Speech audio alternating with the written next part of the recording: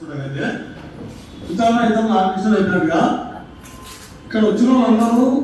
ఎవరు కూడా నాకు తెలిసి 2-3 దశాబ్దాలు తగ్గకుండా వివిధ ప్రజా ఉద్యమంలో పనిచేసి వాళ్ళ వాళ్ళ జీవితాలని వాళ్ళకు తోచిన వరకు వాళ్ళ సాధ్యమైన వరకు పనిచేసి వచ్చిన వాళ్ళు ఇక్కడ కానీ వచ్చిన వాళ్ళందరికీ ఏం ఆశ ఉంటుంది మా గోధుమ లెక్క ఏ ఇంటికి ఎవరో చిన్నవాడు లేకుండా ఉద్యోగం యుద్ధం అని ఆగిపోతుంది దాన్ని మా అన్న పిచ్చారు కామేశ్వరరావు గారు కానీ ఇంకోరు ఏం కోరుకుంటారంటే చాలా కాలం తర్వాత ఏళ్ళ తర్వాత నాకు అనిపిస్తుంది కదా వాటి ఆదాయకు నా వంతు కూడా 2 ముచ్చట్లు చెప్పి నేను కూడా రాజాల నాయకత్వంలో లేదా ఆర్కృష్ణ నాయకత్వం జరుగుతున్న ఉద్యమంలో ఆ నౌద్యమ సమావేశంలో దానికి సంబంధించినటువంటి క్రియాటివ్ ప్రిపరేషన్ మీటింగ్లలో నేను కూడా ఉన్నా అని తనకు సంబంధించినటువంటి వాళ్ళకి కానీ తనకు సంబంధించి చెప్పుకోవడం కోసం ఒక చిన్న పని ఇక్కడ ఇంతకుముందు ఎజెండాకు సంబంధించి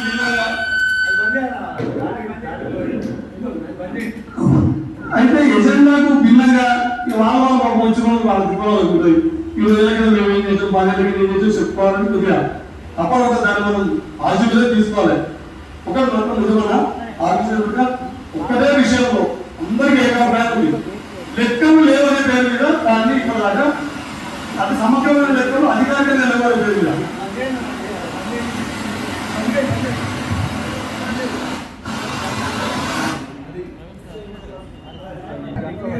సరే ఒకరి మాత్రం మిత్రులారా అందరికీ తెలిసిన విషయం ఇక్కడ వచ్చిన అందరికీ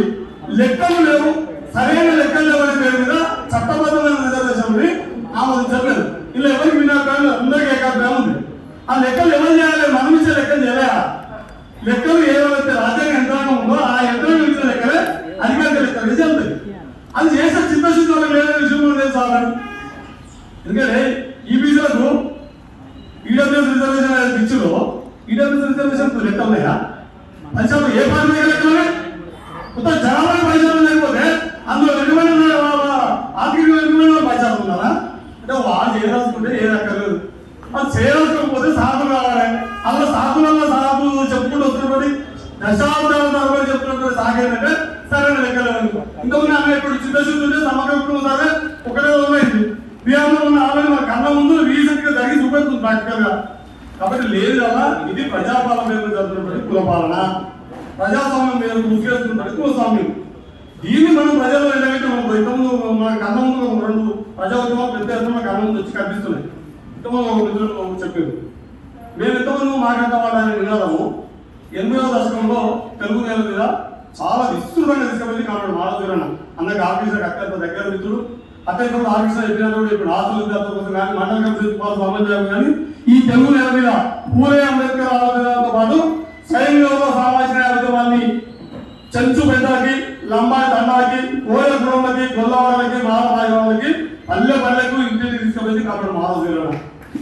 ఖచ్చితంగా కులాలు అర్థవడంతో పాటు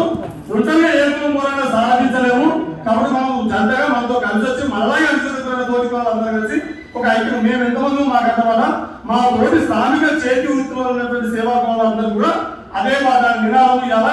దేశ వ్యాప్తమైంది మిత్రులు భారత జోడో యాత్రలో రాహుల్ ప్రధాన నినాదం ఏంటంటే చిత్రం అవ్వాలి ఉత్తర భాగీదారి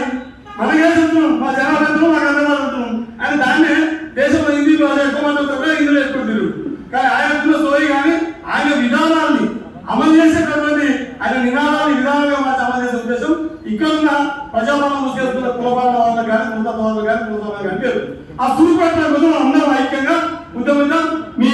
ఈ బీసీ కుల సంఘాల ఐక్యత ఏ నిర్ణయం తీసుకున్నా మిత్రులు సిబ్బంది వచ్చిన ఓ మిత్రుడిగా అన్ని విధాలుగా సహకరించాం భవిష్యత్తులో కూడా మేము కూడా మా రాజామాల ఇక్కడే కొద్దిగా ఉద్యోగం చేసినప్పటి నుంచి